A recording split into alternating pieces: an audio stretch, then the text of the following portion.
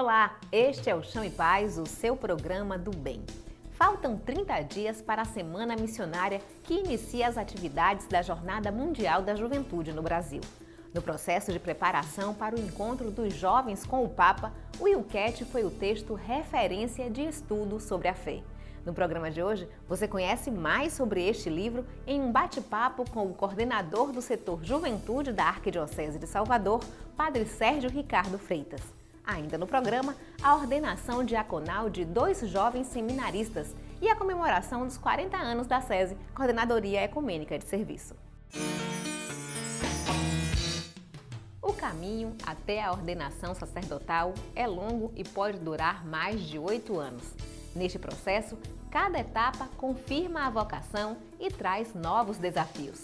Nesta semana, 2 seminaristas da Arquidiocese de Salvador foram ordenados diáconos. Nossos anseios e nossos desejos, nós iremos a Ti, com nossas angústias e nossas alegrias, nós iremos a Ti. Lorival e Aylan deram mais um passo no caminho para o sacerdócio.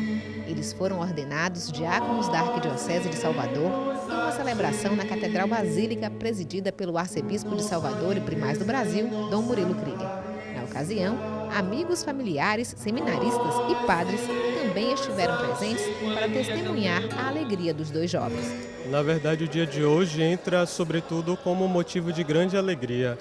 A Igreja nos confirma neste caminho que não é nosso, é do Cristo, então o coração não sente outra razão senão pura alegria.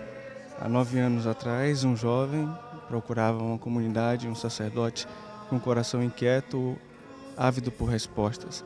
Hoje, após esses 9 anos, Deus confirma esse chamado em sua vida. Então é um marco histórico em nossa vida, porque entendemos como o próprio Deus que nos chama, nos santifica e nos ajuda a configurar a nossa vida junto à sua. A celebração seguiu o roteiro tradicional da missa com o acréscimo do rito da ordem. Após a leitura do Evangelho, os seminaristas foram apresentados ao arcebispo e à comunidade, com o testemunho do reitor do seminário de que eles estão prontos para receberem o sacramento. Reverendíssimo Pai, pedimos que ordene diáconos estes 2 nossos irmãos, Aylan Simões Costa e Lorival Silva da Cruz. Pode dizer-me se eles são dignos desse ministério? O que nós podemos dizer? Que Deus é bom, que Deus nos alimenta, que Deus nos socorre e que a vida de Aylan e Lorival são, mais uma vez, testemunhos vivos de que Deus nos ama e nos assiste. Louvado seja Deus pela família deles, louvado seja Deus pelo bispo dele, louvado seja Deus pela igreja que hoje toda se reúne de diversos cantos para dizer a Deus que bom este dia do nascimento ministerial de novos filhos. Depois, a celebração seguiu com a homilia e, na sequência, 5 momentos integraram o processo até que os seminaristas fossem investidos com o diaconato. Primeiro, eles fizeram as promessas de obediência ao bispo e serviço à comunidade. O passo seguinte foi a prostração, que aconteceu sob os rogos de bênçãos de todos os santos.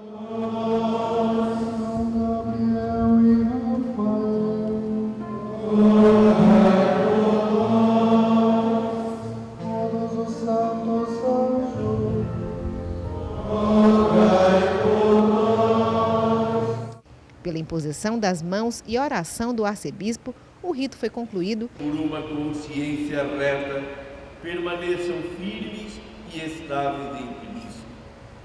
Assim, imitando na terra o vosso Filho, que não veio para ser servido, mas para servir, possam reinar com ele no céu. E agora os diáconos receberam os paramentos litúrgicos. A emoção tomou conta e culminou com o cumprimento dos sacerdotes.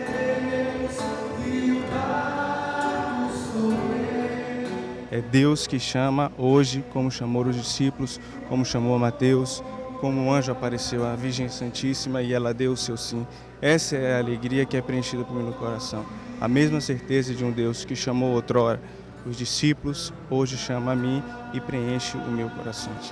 Então, expresso a todos a minha alegria, minha gratidão e minha felicidade por esse dia tão bonito de graças que o Senhor nos concedeu. Daí, a celebração seguiu normalmente e o serviço do altar foi feito pelos novos diáconos. A distribuição da Eucaristia também foi feita por eles e a emoção voltou a tomar conta. Quando o universo foi criado da escuridão. O passo definitivo que os tornará padres virá daqui a 2 meses com a ordenação sacerdotal. Até lá, eles continuam no serviço pastoral das comunidades da Arquidiocese e é pela ação dos fiéis que novas vocações podem surgir. E a gente se confia às orações dos nossos irmãos de tantas paróquias e comunidades para que realmente Deus nos auxilie e nos dê força nesse caminho que não é nosso, mas que é sobretudo dele. Não basta Jesus chamar. O jovem, a criança, tem que responder positivamente. Como Maria foi convidada, podia ter dito não, disse sim. Então, oração, colaboração econômica, criar um clima vocacional são a base, o fundamento para uma pastoral vocacional.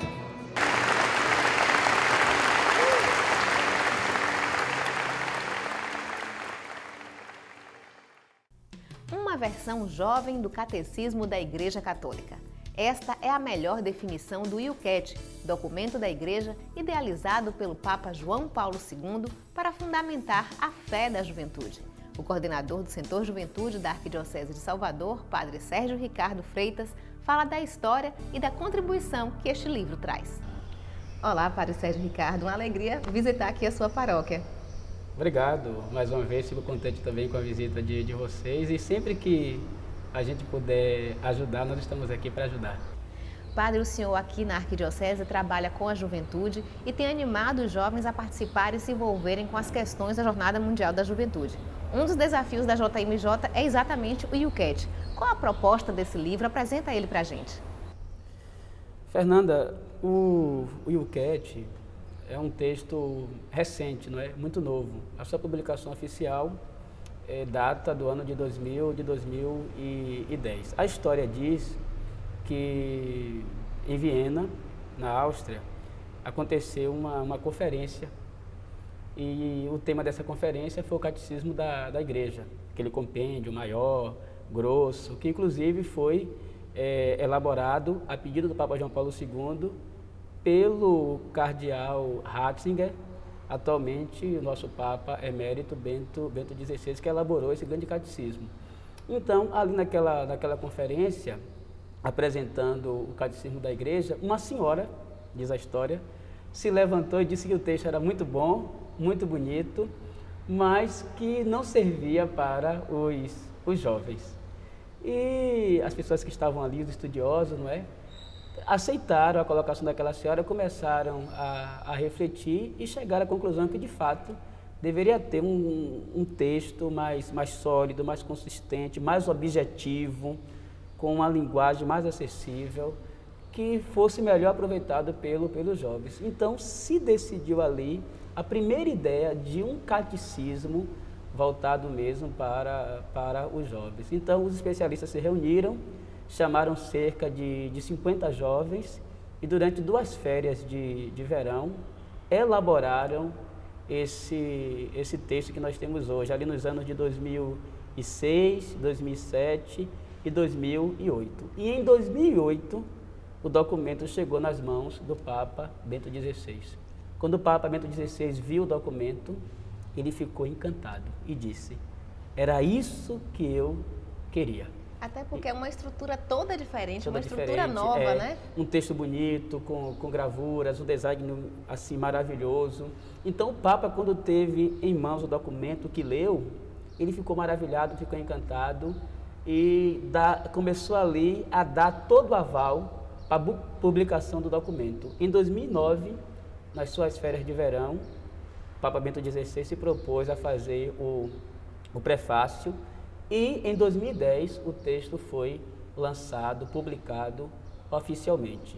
Na última Jornada Mundial da Juventude em Madrid, o Papa Bento XVI pediu que cada jovem recebesse como lembrança da Jornada Mundial um IUCAT. Então o IUCAT é o Catecismo da Igreja porque ele é todo baseado no compêndio do Catecismo da Igreja, só que numa versão mais sintética e também mais objetiva, em forma de perguntas e respostas sobre os grandes temas, não somente da fé da Igreja, mas também o tema da ética, o tema da moral, o tema da cidadania, tudo voltado realmente para a juventude, com uma linguagem, como nós já dissemos, uma linguagem jovem e com um design assim muito bonito, realmente, o documento. Então é um texto maravilhoso que merece toda a nossa atenção, todo o nosso cuidado, todo o nosso carinho, que merece realmente ser lido, refletido e estudado, porque tem muito a nos ensinar. O Chão em Paz faz uma pausa, o intervalo é rápido e a gente volta já.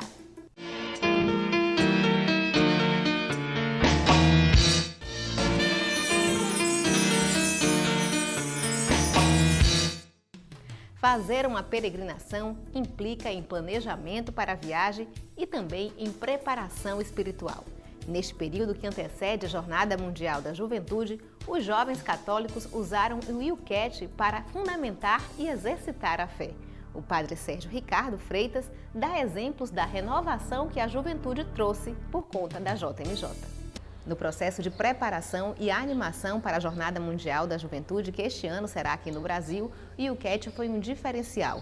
Os nossos grupos, por exemplo, aqui da Arquidiocese, estão estudando, estão se preparando para que quando estejam no Rio de Janeiro, estejam não só pelo evento, mas também com conteúdo, expressando a fé.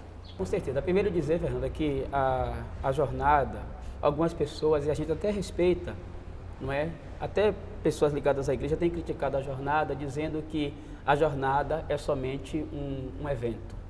Não é. Não é. Quando a gente realmente para, reflete, a jornada é mais do que um evento. A jornada começou desde quando foi anunciada em Madrid que a jornada seria aqui no Brasil, no Rio de Janeiro. Nós já começamos uma preparação para a jornada e sem a jornada acontecer, nós já estamos experimentando os frutos da jornada. Porque muitos trabalhos juvenis na nossa igreja foram revigorados, retomados por conta somente do anúncio que a jornada seria aqui no Brasil. E a partir dali começou um revigoramento, uma revitalização do trabalho com os jovens nas comunidades, nas paróquias. Graças a Deus, todas as paróquias de Salvador praticamente mandarão jovens para lá, o que prova realmente que a jornada não só é um evento, mas a jornada tem mexido com os jovens e com os jovens nesse processo de participação eclesial, de vivência da igreja. E o Yucatec, ele veio justamente alimentar esse vigor, essa saúde que foi trazida com o anúncio de que a jornada seria aqui no Brasil.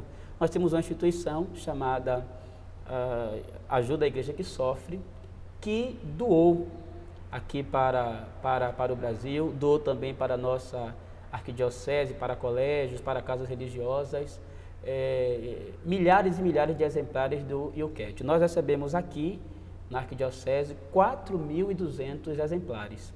Distribuímos 25 exemplares por paróquia, também alguns movimentos que estão ligados ao setor juventude, que é o setor que acompanha os trabalhos com jovens aqui na nossa arquidiocese. No mês de abril, precisamente no dia 28 de abril, um domingo, durante todo o dia, de 7 da manhã até as 16 horas, na Catedral Basílica, realizamos assim um dia de estudos com o Yucatec. Participaram cerca de 1.200 jovens, foi uma bênção, uma graça, cada jovem recebeu um exemplar e saiu daquele encontro com uma proposta de continuar o estudo nas comunidades, nas paróquias, com o Yucatec, justamente para revitalizar, nutrir, alimentar a fé, a experiência de Jesus Cristo, o compromisso também com a moral, com a ética, o engajamento também social. Então, o catecismo, juntamente com a Bíblia, que é o nosso livro de referência, são dois instrumentos assim que, nesse tempo, têm ajudado muitos jovens a retomarem a sua fé, a sua experiência eclesial. Padre, até eu que já não estou mais enquadrada no conceito da juventude, li e gostei muito do Yucatec. Então esse não é um livro só para os jovens. As pessoas mais caminhadas também podem fazer uso, pode ser um ponto de partida para elas. Claro, com certeza. O Yucatec é para toda igreja, é para toda igreja. Se ele, de modo privilegiado, é destinado para os jovens, isso é só por uma questão mesmo de talvez de método, de sistematização, mas é um documento da igreja. E um documento da igreja, ele é para toda a igreja. Tanto é que em muitas paróquias, quem tem ajudado os jovens a refletirem, a estudarem o documento são adultas, são pessoas também de caminhada na igreja, são pessoas experimentadas na fé, que também estão se interessando pelo IUCAT. Então o IUCAT, ele é um tesouro mesmo para toda a igreja. Uma religiosa, ela me ofereceu também mais alguns exemplares de presente, né, cerca de 150, e eu distribuí aqui na igreja. Né, os jovens já tinham recebido, então eu distribuí aqui e muita gente tem me dito que tem lido, tem gostado muito, sobretudo porque o IUCAT ele não exclui o catecismo da igreja, o compêndio, aquele mais ampliado, mas ele me remete para esse catecismo, não é? Agora, o diferencial dele é que ele é feito de perguntas e respostas. Nós vivemos num tempo onde nós somos muito objetivos. Então, a questão é essa e a resposta é essa. A questão é essa e o conselho é esse, não é? E por isso ele desperta assim, tanto interesse, não somente nos jovens, mas em tantas pessoas outras que têm o contato com o IUCAT. Pré-adolescentes e também pessoas que já passaram daquela idade considerada jovem. Até 28 de junho é possível se inscrever para a Semana de Políticas Públicas. O encontro acontecerá de 8 a 12 de julho e contará com cursos sobre o Estatuto da Criança e do Adolescente, como elaborar projetos e políticas para as mulheres. Outras informações pelo telefone 71 4009 6671. No próximo bloco, você confere a última parte da entrevista com o padre Sérgio Ricardo Freitas sobre o IUCAT, a versão jovem do Catecismo. Aguarde, o intervalo é rápido e o Show em Paz volta já.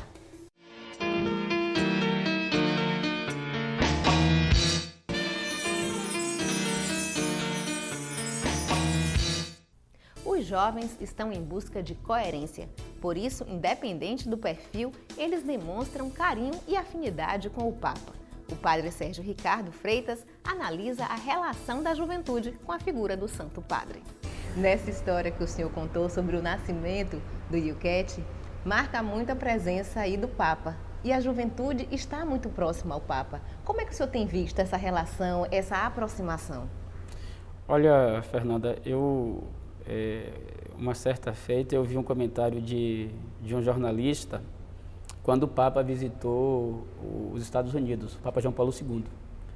E os Estados Unidos é um país onde praticamente há uma divisão, né, entre católicos e protestantes.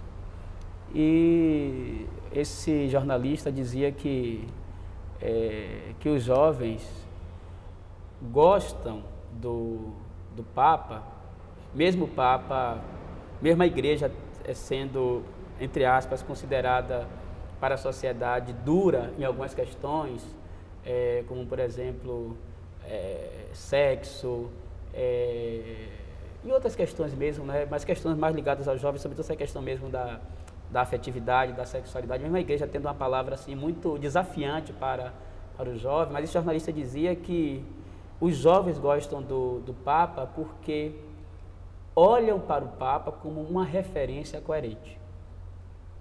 Olham para o Papa como uma referência coerente. Quem é o coerente?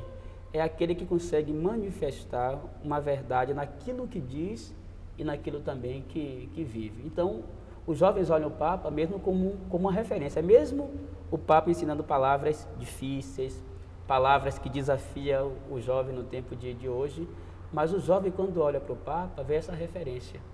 E nós vivemos uma crise de referenciais. Então, os jovens olham e veem essa referência no Papa. Eu posso dizer a vocês que, para a Jornada Mundial da Juventude mesmo, vão muitos jovens curiosos, jovens que não são de igreja. Posso dizer porque eu conheço alguns que não têm nenhuma relação com a igreja, mas querem ir lá porque querem ver o Papa. E é aí que, nesse querer ver o Papa, que algo pode acontecer de diferente da vida deles. Então, os jovens veem o Papa como essa referência. E a gente tem visto pela história, sobretudo os últimos papas, João Paulo II, que é inquestionável, Papa Bento XVI, todo mundo dizia que era intelectual, alemão, frio, sisudo, sério. Você vê a relação, todo mundo vê a relação dele com os jovens e todos se surpreenderam com ele.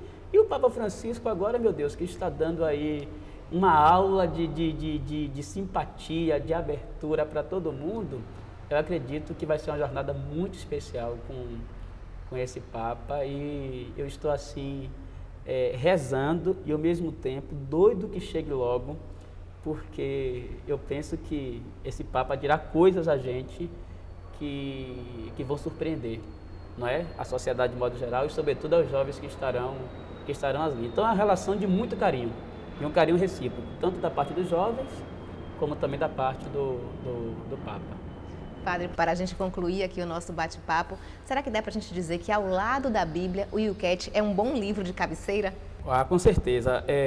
Como eu disse aqui, a gente conversando um pouquinho aqui em off, ainda temos poucos especialistas no Yucat, porque como ele é um texto novo, então agora que nós estamos estudando realmente o texto. Mas pessoalmente, não é? O meu Yucat sempre está do lado da minha Bíblia. Então é um texto que tem me alimentado muito e eu sei também que tem alimentado a vida de muitas pessoas e, sobretudo, a vida de muitos jovens. Aqui na nossa paróquia mesmo, o trabalho com jovens é um trabalho recente. Não tem nem 2 anos ainda que eu tenho trabalhado com jovens. Tem muitos jovens aqui, graças a Deus, mas o trabalho mais organizado é de 2 anos para cá. E hoje a reunião que eles fazem quinzenalmente é toda baseada no Yucat. São temas do Yucat. Isso tem fortalecido muito a experiência de fé deles, a vida na igreja, não é? E também alimentado o compromisso também com o mundo também, com o social, com a cidadania. Então o Yucat realmente é um livro que deve estar na cabeceira, um livro para a gente ler e ler assim, sem pressa. Não é fazer aquilo que nós chamamos de meditácio. É um livro para meditar. Assim como a gente medita a palavra de Deus, claro que ele não tem a mesma grandeza da palavra de Deus, mas é um livro também para ler de forma meditada. Padre, muito obrigada pela sua participação aqui no Chão em Paz e tomara que muitos jovens se animem para ler o Yucat e também se envolver com as questões da Jornada Mundial da Juventude. Com certeza, é o nosso desejo. A gente pede a Deus que os jovens possam ter sempre mais contato com o Yucat. Pedimos também aos padres que receberam os documentos, que não deixem os documentos guardados, mas que ofereçam aos jovens, juntamente com a proposta de estudo. E pedimos a Deus que a nossa jornada seja uma jornada muito abençoada por Deus e que traga frutos para a vida eclesial e também social do nosso país. Obrigada. Uma experiência de 40 anos de união entre diferentes que buscam a dignidade humana. Assim pode ser definida a história da SESI, Coordenadoria Ecumênica de Serviço. A comemoração da data foi sinal de que, pelo bem comum, é possível unir o que é diverso.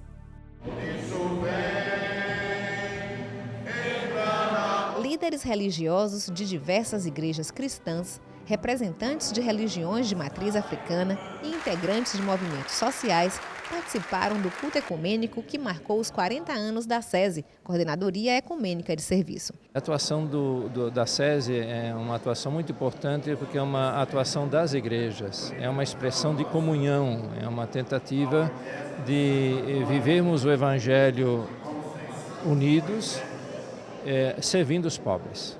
Então eu creio que os 40 anos podem nos ajudar a perceber o caminho feito como memória, mas ao mesmo tempo também projetar um futuro de um caminho comum. Elementos artísticos como a música, a poesia, as artes plásticas e até um painel do artista J. Cunha decoraram o espaço e ajudaram a contar momentos históricos marcantes na construção da democracia brasileira.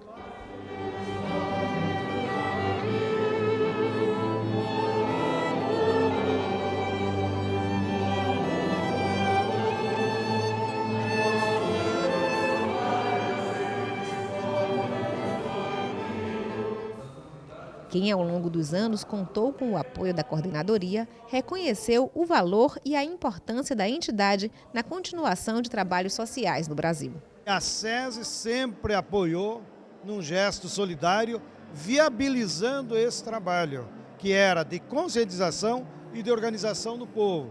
Então, os dezenas de movimentos sociais que hoje existem pelo Brasil afora certamente em cada um deles tem uma sementinha plantada pela SESI. Por isso, longa vida aos nossos companheiros da SESI.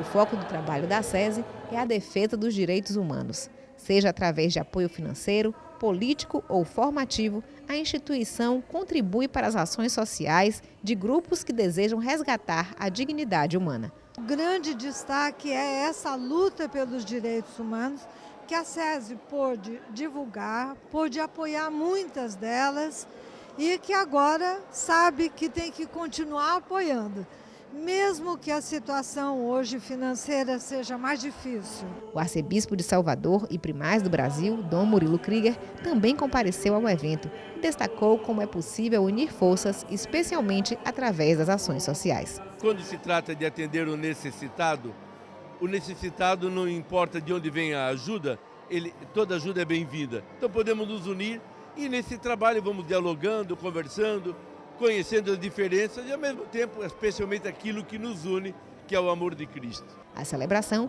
foi encerrada com uma grande ciranda, unindo todos os presentes para demonstrar que o processo é contínuo e ainda há muito o que fazer.